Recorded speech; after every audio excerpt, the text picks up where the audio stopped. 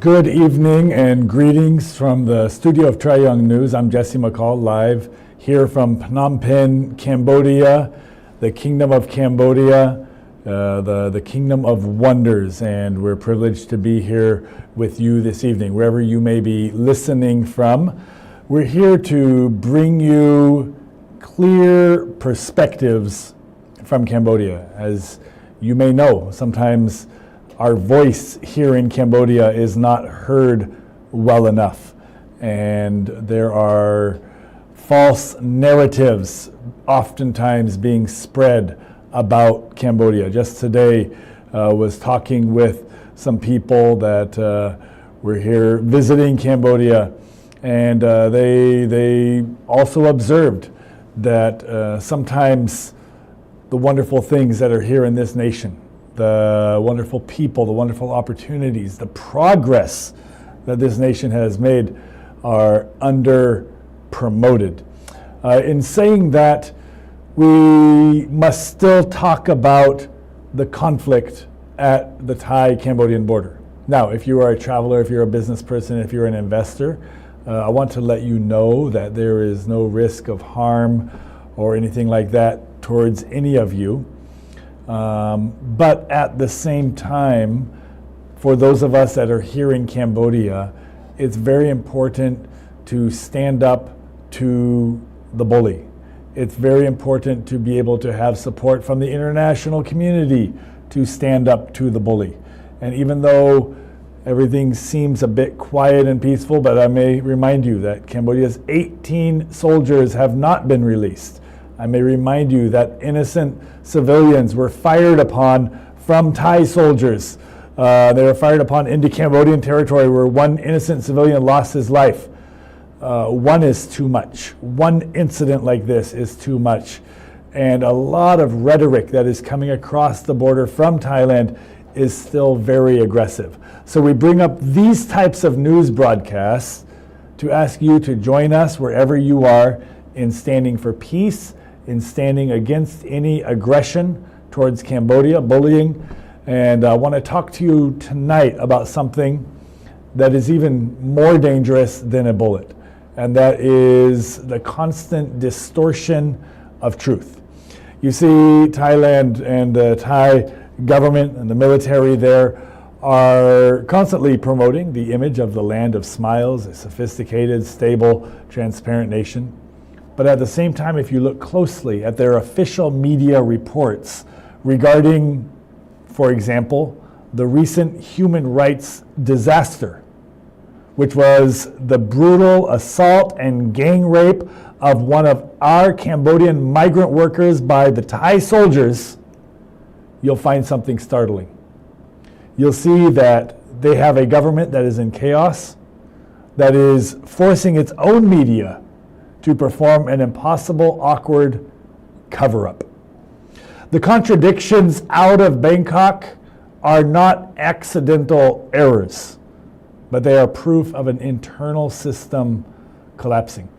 You see, when a crisis hits, like the murder of our civilian in Brechan, or the gang rape of a Cambodian migrant worker, the Thai media is placed in a very challenging position.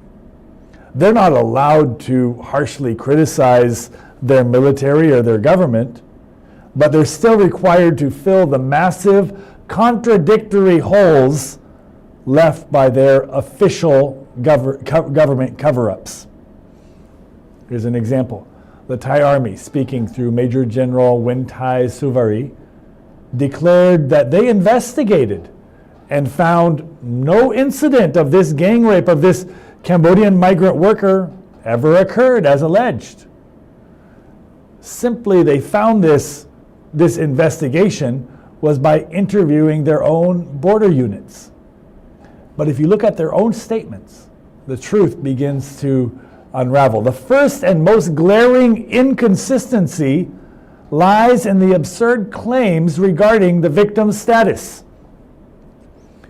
Their foreign ministry in Thailand was quick to condemn the victims, saying, oh, this group was attempting to enter Thailand illegally.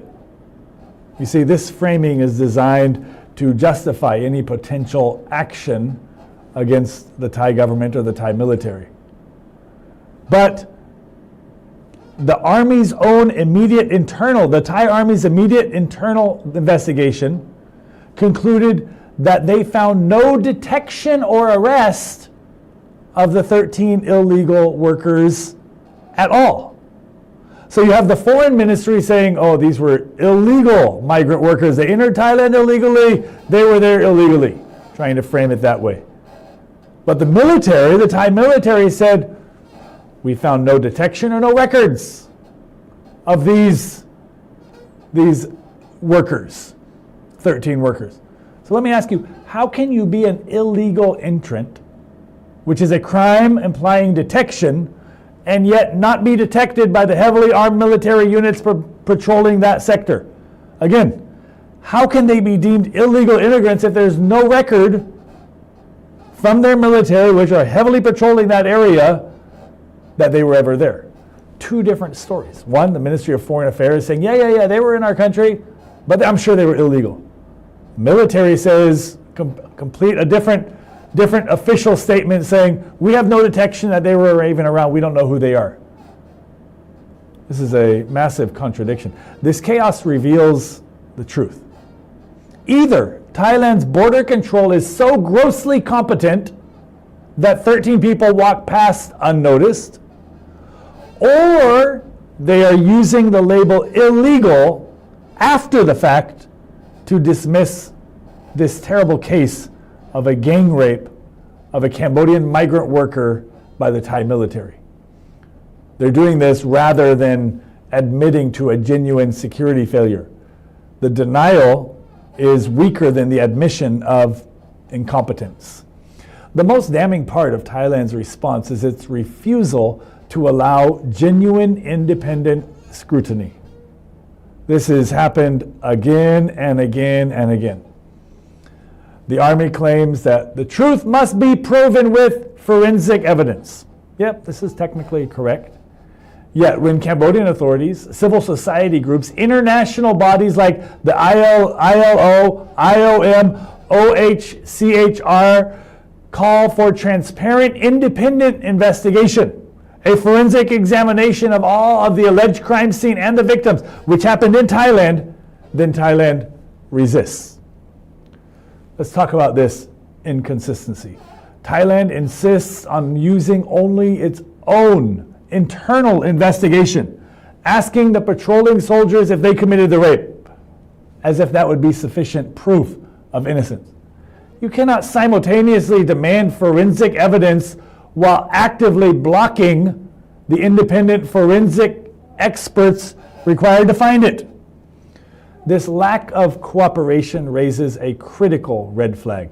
Thailand is treating this human rights atrocity for them just as a reputational crisis, not an actual legal case. You see, they're engaging in damage control, not truth seeking. Finally, the Thai response relies on a tactic of political deflection. The military and most media outlets have accused Cambodia's government and civil society groups of manufacturing this incident as a disinformation campaign. They say Cambodia is trying to divert attention from other issues. This is obviously a classic political play. Deflect and delegitimize. By framing gang rape allegations as mere propaganda intended to divert attention from other challenges, Thailand attempts to dismiss the horrific substance of the claim. This strategy utterly collapses, especially given the history. You see, we've seen a pattern. When Thailand commits a border violation, like firing artillery, they deny it, and then later they acknowledge that, oh, that was only return fire. This history of narrative reversal makes it impossible to accept their current blanket denial at face value. The conclusion for the international community is inescapable.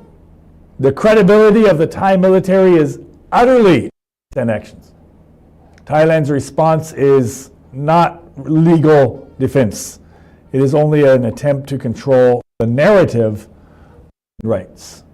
This was someone's daughter. These were people's children. This defense posture stems from a political unwilling to manage its own military and national extremists. So, we appeal directly to the United Nations and international human rights bodies. Do not accept this denial. Don't be fooled by the smiles. We urge the IOL, the IOM, and the United Nations to demand immediate access for a full, independent, and transparent investigation.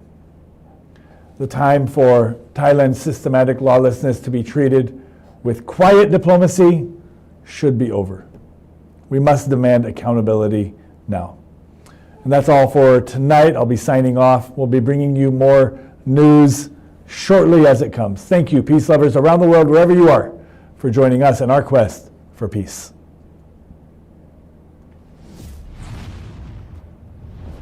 ត្រយងនាំសារពិតគ្រប់ទីកន្លែង